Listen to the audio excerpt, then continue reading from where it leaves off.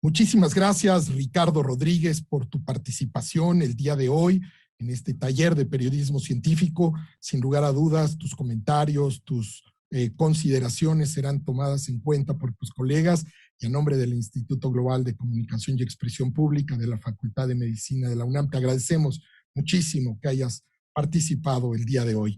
De la misma forma, hasta Tijuana, Baja California, muchísimas gracias, Mari Carmen Flores Ávila, por este testimonio también tan amable y tan generoso. Y ahora, pues vamos a dar paso a nuestra cuarta y última conferencia de esta mañana. Estará a cargo de la doctora Laura Alicia Palomares Aguilera, y el tema es realmente interesante. ¿Son las vacunas la solución a la pandemia del COVID-19? Bueno, pues la doctora Laura Palomares se define como una virotecnóloga dedicada a desarrollar tecnologías a partir de proteínas virales, entre las que pues destacan las vacunas. Es ingeniera bioquímica por el TEC de Monterrey y doctora en ciencias por la UNAM, con una estancia postdoctoral en la Universidad de Cornell, en Estados Unidos. Es doctora del Instituto de Biotecnología de la UNAM, investigadora nacional nivel 3, y ha recibido pues múltiples distinciones. Entre ellas, pues ha recibido el Premio Universitario Nacional en el 2018 en Ingeniería y Tecnología, el Premio Interciencia for Life Science, 2 veces el Premio Canifarma de aquí en México, el Premio a la Investigación de la Academia Mexicana de las Ciencias, entre muchos otros reconocimientos. El Premio Weizmann, la Medalla Alfonso Caso. Y pues es un privilegio para este taller contar con la presencia esta mañana de la doctora Laura Alicia Palomares Aguilera. Bienvenida, doctora. Muy buenos días todavía en los últimos minutos, Enrique. Muchas gracias por la invitación. Gracias. Sí, bueno, pues me ha tocado un tema, en mi opinión, interesantísimo, que es esta pregunta que nos hacemos todos los días, ¿no? ¿Son las vacunas la solución a esta pandemia que estamos viviendo? Y bueno, pues espero convencerlos de que sí. Para iniciar, bueno, pues tenemos que hablar de qué son los virus, ¿no? Y cómo es que toman control de nuestras células, que eso es lo que hacen al final.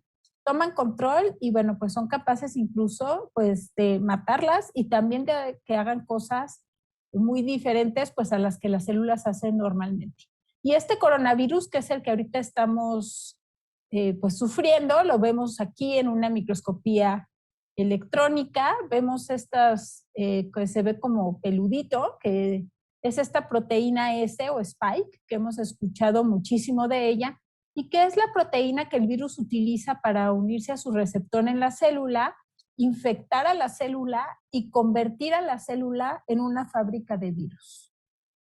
Por otro lado, nuestro cuerpo pues tiene para defenderse lo que son 2 tipos de respuesta, la respuesta humoral o de anticuerpos y la respuesta celular. Y esta respuesta celular básicamente consiste en células T que son capaces de destruir a las células que están infectadas. Entonces tenemos por un lado a los anticuerpos que lo que hacen es unirse a los virus y transportarlos para que puedan ser reconocidos por el sistema celular, y de aquí pues lo que vamos a tener son estas células que incluso se llaman células asesinas. Por otro lado, las vacunas, pues básicamente lo que hacemos es entrenar al sistema inmune a través de exponerlo a versiones pues atenuadas o dañadas, como aparece aquí, del microorganismo pues que nos causa la enfermedad. Esto hace que el sistema inmune ya lo conozca, lo reconozca, y cuando nos enfermamos pueda muy rápidamente reaccionar y evitar que nos enfermemos. Y entonces, yendo a nuestra pregunta, ¿las vacunas nos pueden ayudar o son la solución a esta pandemia? Pues esto creo que, como dicen una imagen, da más que 1000 palabras. Aquí podemos ver el caso de sarampión. En 1980 teníamos alrededor de 1000 casos de sarampión por millón de habitantes. ¿Y qué fue lo que sucedió conforme la cobertura de vacunación aumentó? Pues podemos ver una reducción muy importante de la incidencia de sarampión hasta llegar a más o menos menos de 30 casos por millón de habitantes cuando llegamos a tener una cobertura del 85%. Entonces aquí vemos claramente cómo es que la vacunación pues resulta en la reducción de la incidencia de una enfermedad. Y esto sucede gracias a la ya muy escuchada inmunidad de rebaño o inmunidad de comunidad. ¿En qué consiste? Bueno, pues veamos estos tres tipos de personas: personas sanas sin anticuerpos, personas sanas con anticuerpos y personas contagiosas o enfermas. ¿Qué es lo que sucede cuando solamente algunas personas que están aquí en azul oscuro de la comunidad tienen anticuerpos? Cuando se introducen las personas infectadas, pues básicamente el virus es capaz o puede infectar a toda la población hasta que básicamente todos quedan infectados. Pero ¿qué es lo que pasa cuando la mayoría de esta población tiene anticuerpos, ya sea porque estuvo enferma o porque fue vacunada? Pues básicamente, aunque se introduzcan las personas infectadas, pues se evita y se reduce de manera muy importante la propagación del virus. Esto es especialmente importante para estas personas que aquí pueden ver como azul claritas, que pueden ser personas que no pueden ser vacunadas, tal vez estén enfermas de cáncer, o sean niños pequeños, o sean ancianos, y que de otra manera, si no fuera por la inmunidad de la comunidad, pues no estarían protegidos de la enfermedad. Es por esto que la vacunación, pues es sin duda, en mi opinión, la solución, la única solución viable para poder contender contra esta pandemia de COVID-19. Y básicamente, pues, ¿de qué depende o qué porcentaje de la población tiene que tener esta inmunidad de comunidad para que haya una reducción de la multiplicación del virus? Bueno, esto lo podemos calcular con base en este número básico de reproducción, que es un número que utilizan frecuentemente los epidemiólogos. Aquí volvemos a nuestro ejemplo de sarampión, en donde vemos que tiene un número básico de reproducción entre 12 y 18, y esto resulta en que pues requerimos arriba del 90% de la población con una respuesta inmune para que esta enfermedad se pueda detener. Es por esto que cuando hay falta de vacunas, pues lo que sucede más rápidamente es la propagación de esta enfermedad del sarampión. En el caso del SARS-CoV-2, pues estamos básicamente entre 4 y 5, por lo que necesitamos que tenga inmunidad entre el 70 y el 80% de la población para poder contender con la pandemia. Básicamente, pues estas vacunas pueden ser de dos tipos, lo que llamamos las vacunas tradicionales, que están basadas en virus que están atenuados o inactivados. Aquí tenemos, por ejemplo, la vacuna de Sinovac o la de Sinopharm, y por otro lado, las vacunas recombinantes, que están basadas en la biotecnología moderna, que están entre nosotros desde los 80s. Tenemos, por ejemplo, la vacuna contra el virus de hepatitis B, que espero que todos ustedes ya la hayan recibido, pero también tenemos la vacuna recombinante contra influenza Flublok y la vacuna contra el virus de papiloma humano. Estas vacunas las podemos llamar como la primer generación de vacunas recombinantes, en donde el principio activo eran proteínas.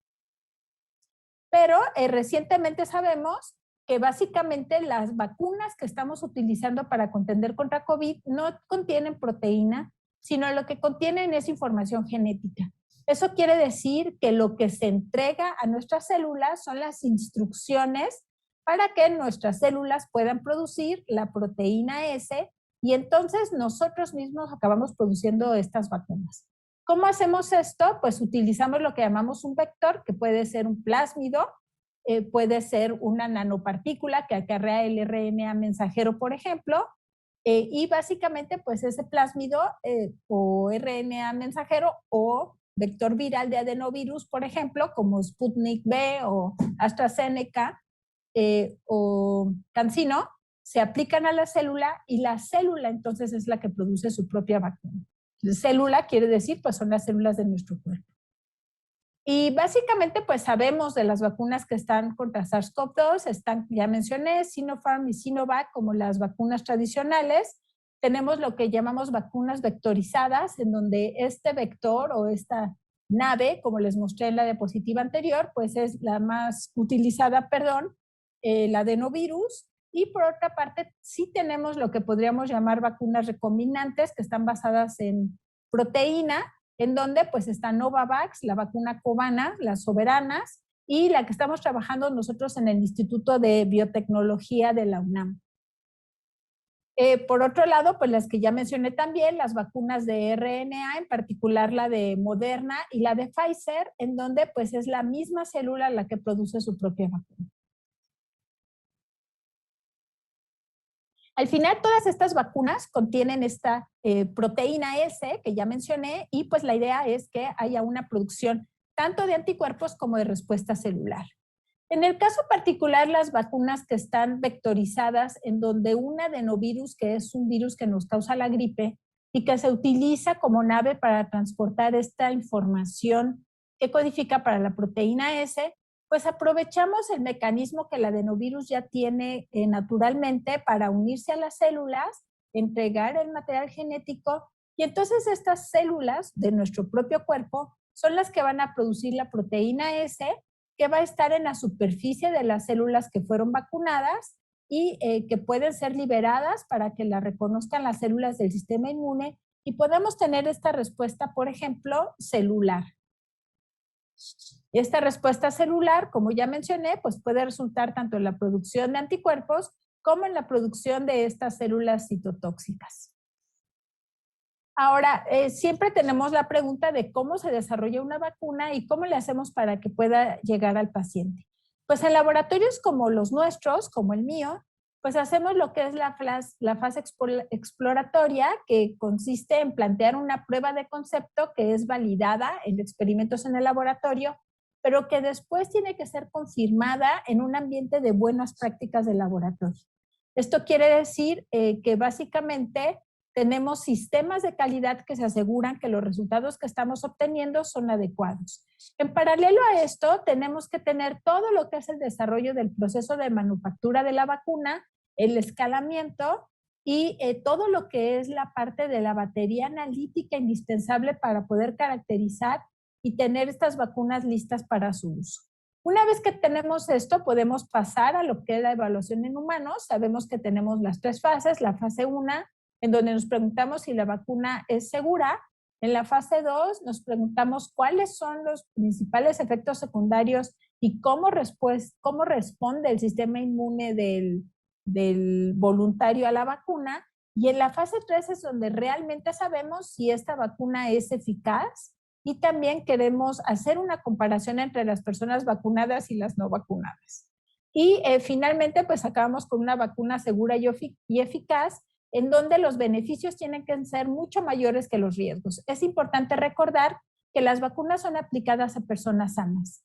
Lo que sucede entonces es que se da una autorización por uso de emergencia, aquí puse 5 años, pero pues el tiempo no está predefinido, y durante todo ese tiempo hay un monitoreo muy cercano de la seguridad y eficacia que pues puede resultar, como ya lo hemos visto, en el retiro de algunas de estas vacunas del mercado. Ahora, siempre nos preguntamos, pero esto ahora se hizo muy rápido, ¿es que se hizo bien? Y esto es importante en cuanto a esta visión de que si es la solución o no. En su estado normal, estas fases que les platiqué, pues pueden durar 15 años o más. Pero ¿qué es lo que se hizo para el desarrollo de las vacunas contra SARS-CoV-2? Pues esto que normalmente toma años, se hizo en meses. Esto se pudo hacer gracias a que había información preexistente sobre otros coronavirus como el SARS-CoV-1 y el MERS. También la parte de estudios toxicológicos y preclínicos se hicieron en paralelo con las otras 2 etapas y las fases clínicas también se hicieron en paralelo, de forma simultánea. Y lo que es más importante, se hizo la producción a riesgo. Esta producción cuesta millones de dólares, pero como sabemos, algunos gobiernos invirtieron millones de dólares en esto, por lo que produjeron lotes de vacuna que probablemente hubieran tenido que ir a la basura si es que estas vacunas no hubieran resultado seguras y eficaces. Se somete la información al sector regulatorio y entonces, en lugar de años, que normalmente tardan estos sectores, en México la COFEPRIS, esto se hizo solamente en 1 o 2 meses. Y esto también fue posible gracias a que se hizo el acompañamiento del desarrollo por el sector regulatorio desde el inicio, resultando en tiempos de 10 a 18 meses para el desarrollo de las vacunas que ya están entre nosotros. En México, pues sabemos que las que están entre nosotros, aquí nos está haciendo falta la Sinopharm, son 6 vacunas, esta de Pfizer, AstraZeneca, Sputnik, CanSino y Sinovac. Y estas otras que están en pruebas clínicas en México, Janssen y Novavax, también CureVac, y la iniciativa COVAX, que sabemos que es una iniciativa internacional en donde llegarían a México pues distintas vacunas. Y sabemos que estas vacunas tienen diferentes eficacias. Esto es importante tomarlo siempre con cuidado porque las eficacias no necesariamente son comparables porque se han evaluado en condiciones distintas. Algunas requieren 2 o 1 dosis y bueno, pues este era el número de dosis que iban a llegar a México que teníamos reportado ya hace algunos meses. Pero siempre nos preguntamos, ¿qué es la eficacia de una vacuna, ¿no? ¿O de qué nos va a proteger? Bueno, pues puede limitar la infección, puede evitar o limitar la enfermedad o puede evitar o limitar la transmisión. Entonces, digamos, lo que sería ideal, pues es que nos expusiéramos al virus y se previniera la infección. Esto sucede con algunas vacunas, sin embargo, pues lo más común es que lo que sucede es que se evite la enfermedad, ¿no? Y básicamente este ha sido el endpoint o la meta que se han planeado en las mayorías de las pruebas clínicas que se han realizado. Y obviamente pues también evitan que lleguemos al hospital y evitan la muerte, que obviamente es especialmente importante. ¿Qué es lo que sabemos? Bueno, pues de estas vacunas, que existe la pregunta, ¿evitan COVID grave? Bueno, hay información en cuanto a que Pfizer y AstraZeneca tienen un 100% de eficacia para evitar COVID grave, Janssen el 85%, y si evitan la transmisión, en el caso de Pfizer se ha reportado que la reduce en 98% y AstraZeneca la disminuye en 2/3. Esto significa que sí, la vacunación va a ser nuestra solución a la pandemia, ya que al evitar la transmisión, entonces se genera esta inmunidad de comunidad y evita que el virus se siga multiplicando entre nosotros. Un ejemplo, es esta vacuna de Pfizer, que básicamente además tiene la instrucción para producir una forma del spike que no existe en la naturaleza, lo cual le da una serie de ventajas. Si vemos la información clínica de esta vacuna, pues podemos ver cómo, si comparamos el placebo con las personas vacunadas, hay una diferencia muy, muy importante entre la incidencia de la enfermedad. Básicamente vemos, por ejemplo, este estudio, que es un estudio excelente que se hizo en Israel, en donde se compara la eficacia con la eficiencia. ¿Qué es la eficacia? Bueno, la eficacia es la reducción de la enfermedad, de la incidencia de la enfermedad, que se mide en estudios clínicos controlados, mientras que la eficiencia ya es el uso en la población abierta. Entonces vemos la diferencia. En el caso de eficacia son 36,000 personas, mientras que en eficiencia son aproximadamente 3 millones. Y podemos ver básicamente pues que no hay diferencia significativa entre los datos de eficacia y eficiencia que se generaron para esta vacuna de Pfizer, demostrando pues que es altamente eficiente para prevenir la enfermedad. Ahora siempre nos preguntamos ¿cuándo vamos a estar protegidos? En este mismo estudio nos muestran la eficacia, esta sería del estudio clínico, vemos de 14 a 20 días después de una dosis, más o menos 41%, de 21 a 27, 57%, y 7 días después de la segunda dosis, pues ya tenemos un 91% y básicamente pues la protección máxima que esperamos al final. ¿Qué es lo que está pasando en México? Bueno, hay varias instituciones mexicanas que están trabajando en la producción y desarrollo de vacunas anti-COVID. Está Liomont, Avimex, Neolfarma, también participando otras empresas, mientras que varias instituciones académicas, seguramente aquí me faltan varias, hemos estado dedicados a desarrollar vacunas en México, pero es importante resaltar que los académicos solos no lo vamos a lograr y que debemos necesariamente colaborar con el sector productivo.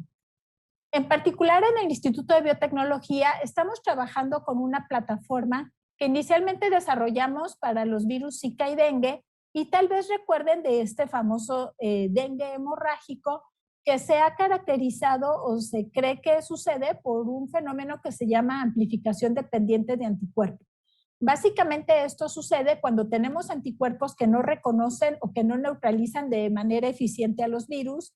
Y nosotros inicialmente en este desarrollo, primero para Zika y dengue, lo que propusimos fue utilizar un epítopo, una región de la proteína, que se sabe que existe tanto en los virus Zika como en los distintos virus dengue, es muy conservado, pensando que anticuerpos contra esta región iban a evitar esta dengue grave o amplificación dependiente de anticuerpos.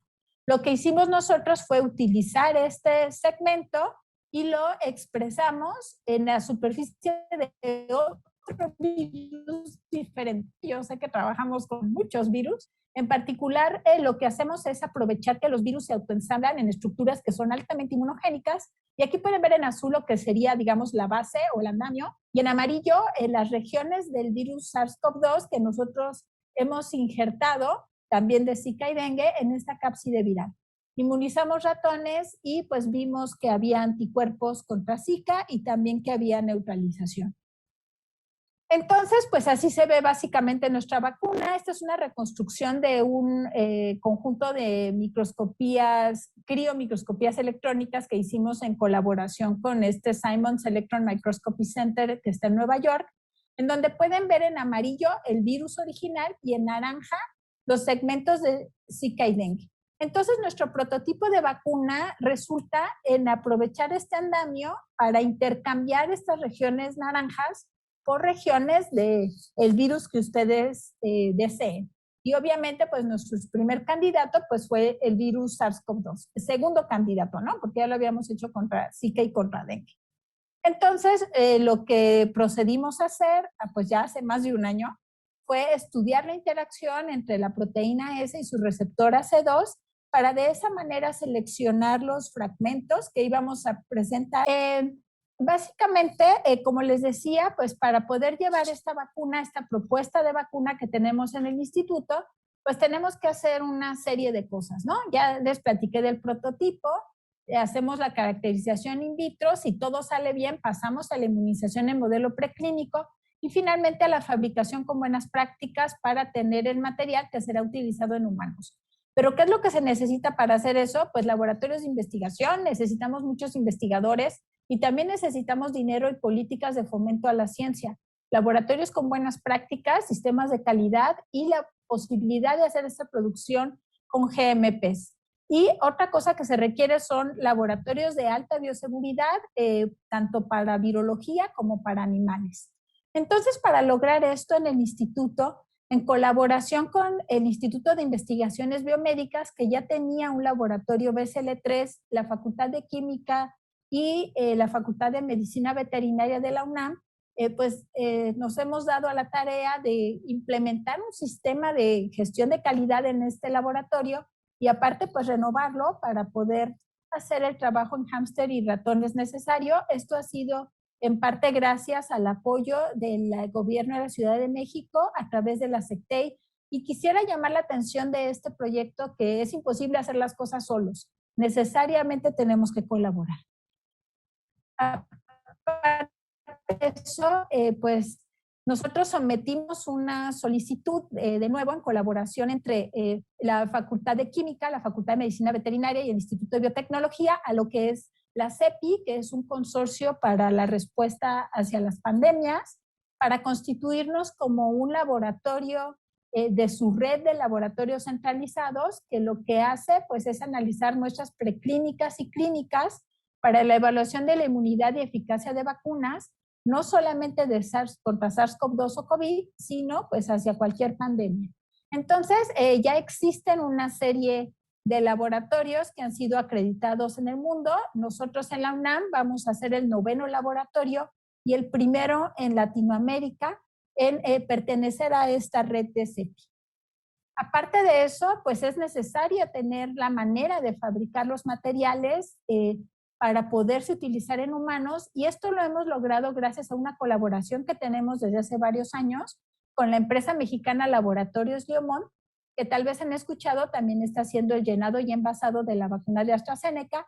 Esta es una planta diferente, esta es su planta de biotecnológicos, que pues es un orgullo decir que nosotros en el Instituto de Biotecnología participamos tanto en su diseño, su desarrollo y sobre todo su operación. Aquí las personas que ven, Edgar y Juan Carlos, son gente de mi grupo, en donde pues básicamente los que hemos desarrollado el proceso de producción de la vacuna vamos a ser los que estamos fabricando. En este momento esta planta fabrica otro producto para uso humano que fue desarrollado en conjunto con la empresa en el Instituto de Biotecnología de la UNAM. Antes de despedirme, pues quisiera resaltar la situación en México para que no se nos olvide. Desafortunadamente en México, a pesar de que en los 90 éramos totalmente autosuficientes en la producción en el país de las vacunas del cuadro básico, en este momento, a mi conocimiento, solo se producen 2 vacunas de manera comercial, la de hepatitis B por Proviomed y la de influenza tradicional por Sanofi Pasteur, en donde en México se fabrica el principio activo y se termina en Francia.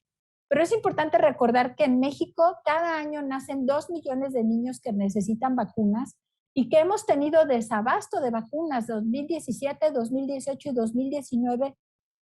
Hemos tenido desabasto y también 2020 de distintas vacunas que obviamente pues señalan o resaltan la vulnerabilidad que tenemos en el país al ser prácticamente totalmente dependientes del extranjero para el abastecimiento de vacunas. Y Birmex, que era la empresa paraestatal que había sido creada por el Estado para la producción de vacunas, pues tristemente ya no fabrica ninguna vacuna, aunque sé que hay iniciativas para recuperarla, pues esto todavía no sucede. Antes también de despedirme, quiero agradecer a todo el grupo de voluntarios en el laboratorio que no han dejado de trabajar un día fuertemente en marchas forzadas para poder avanzar este proyecto de la vacuna, más otros 2 proyectos que tenemos en el instituto, en particular en mi grupo, para atender esta situación de COVID. Y finalmente, pues darles las gracias. No mencioné que el proyecto que presenté de la vacuna está financiado por la Secretaría de Relaciones Exteriores y Amexid, y también hemos recibido apoyo del gobierno del estado de Morelos y finalmente de la UNAM a través del programa PAPIT, que generosamente nos ha dado recursos junto con la SECTE y, como ya mencioné, para poder seguir trabajando en estos proyectos. Muchas gracias por su atención. Pues muchas gracias a ti, doctora Laura Alicia Palomares. Qué extraordinaria exposición. Y déjame que te lo comente abiertamente. Qué orgullo para México el tener un instituto de biotecnología como el que hoy encabezas dentro de nuestra Universidad Nacional Autónoma de México. Por supuesto, pues hay algunas inquietudes de parte de nuestros colegas que me permitiré compartirte.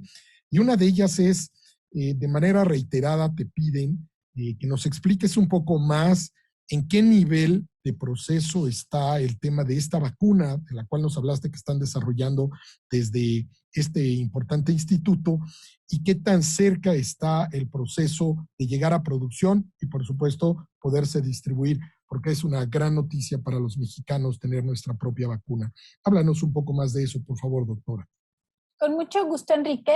Si me dieran oportunidad de volver a presentar la lámina que está ahorita siendo compartida para un poco ubicarnos. Por favor. Antes de que eso suceda, pues es importante para mí decir que hay al menos 6 proyectos de desarrollo de vacunas mexicanas que están avanzando muy bien. Hemos escuchado de la vacuna Patria, que se realiza por la empresa Binex, en donde también participan investigadores de la UNAM que colaboran, la vacuna de los doctores Eda Schuto y Juan Pedro Laclet en Biomédicas, más esfuerzos del TEC de Monterrey, el CINVESTAB, la Universidad Autónoma de Querétaro, etcétera. Nosotros somos uno de esos esfuerzos.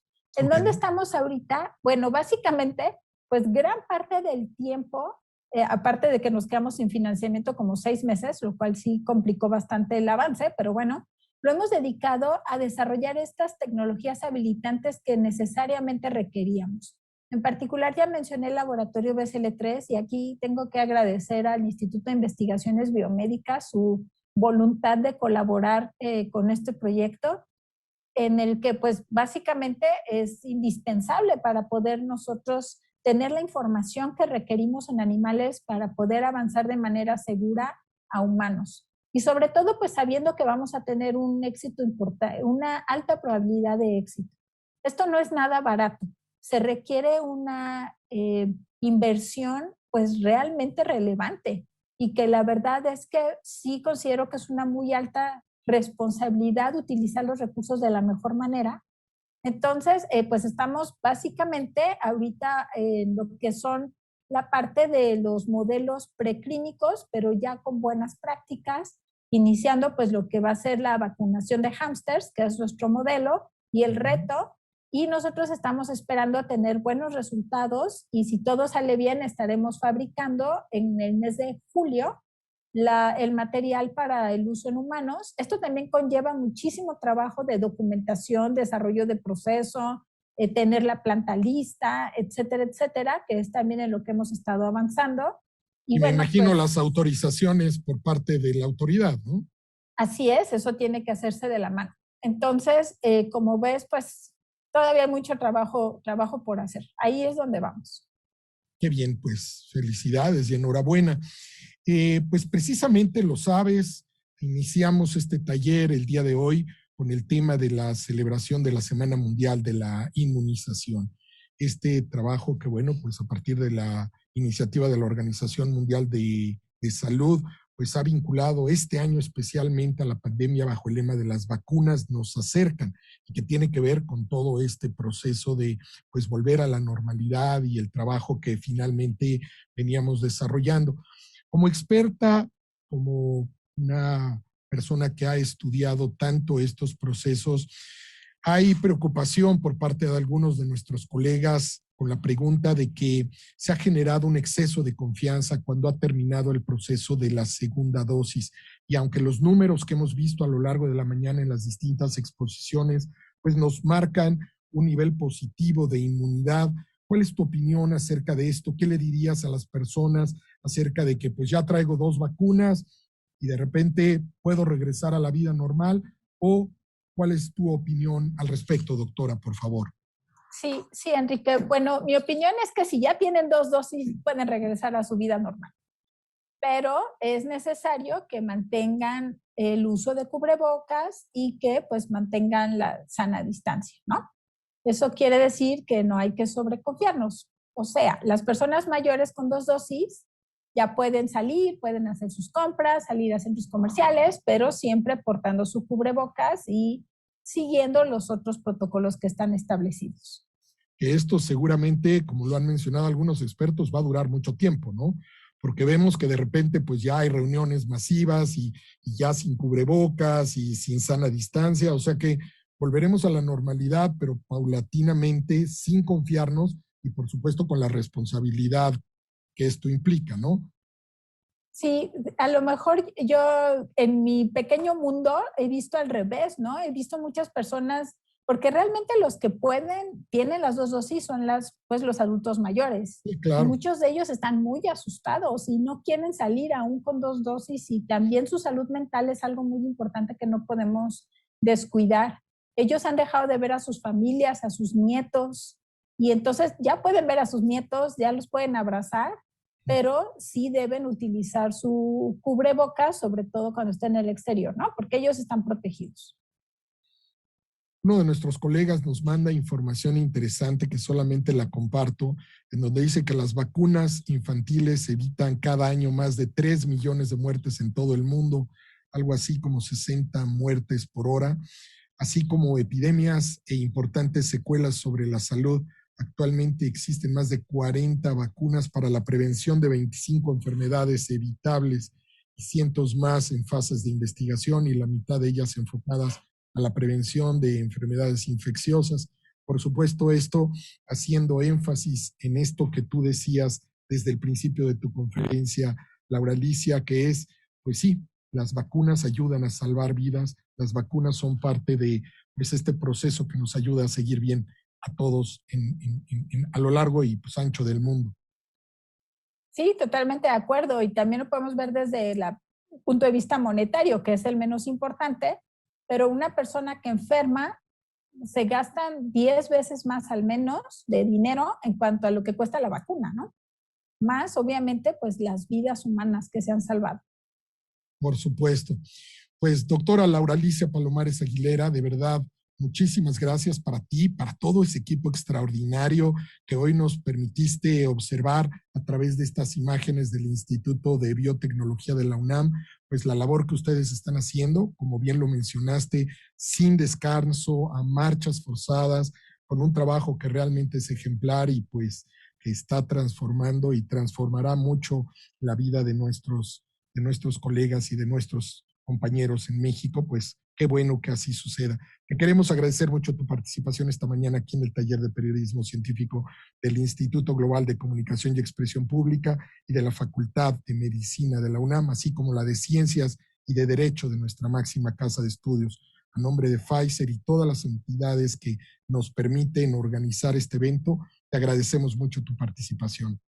Gracias por la invitación y con mucho gusto. Gracias. Pues bien, no me resta en este momento más que decirles que el 27 de mayo, jueves, estaremos listos para nuestra siguiente sesión del taller de periodismo científico. Decirles que ese jueves 27 de mayo, como siempre, ustedes recibirán una información con el programa previo para que puedan ustedes pues, participar como lo han hecho a lo largo de todas estas sesiones. Quiero seguir haciendo énfasis en los trabajos que ustedes van a registrar, en los temas de sus trabajos, para que por supuesto pues puedan ser parte de este taller y pues el reconocimiento que corresponde a la parte final de estos trabajos. A nombre del doctor Germán Fajardo Dolci, director de la Facultad de Medicina de la UNAM y en el mío propio, de todo el equipo del Instituto Global de Comunicación y Expresión Pública, queremos agradecerles su presencia y participación en este taller y nos vemos el jueves 27 de mayo. Cuídense mucho y hasta la próxima.